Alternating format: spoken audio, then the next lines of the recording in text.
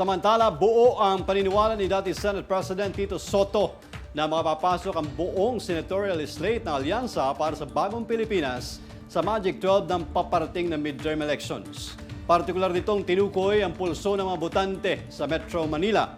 Lalo pa, tumarangkada na ngayong hapon ang kanilang campaign rally sa Cuneta Astrodome dyan sa Pasay City.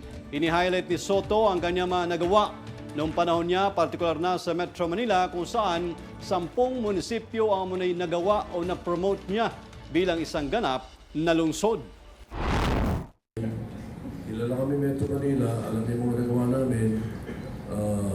For example, when I became senator in 1992, there were only 4 cities here.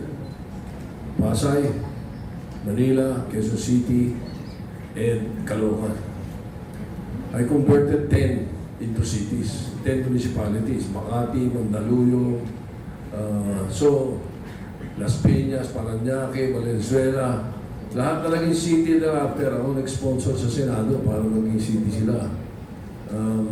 Hindi ako naniningil, nagpapaalala lang ako. Maraming salamat.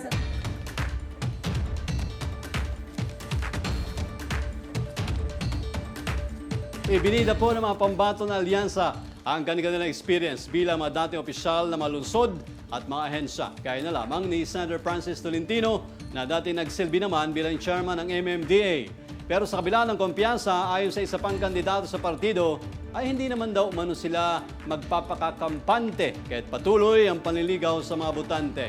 Kaya malaki pa rin ang pasasalamat ni dating Senador Panfilo Lacson kay Pangulong Bongbong Marcos sa suportang ipinapakita nito sa kanila.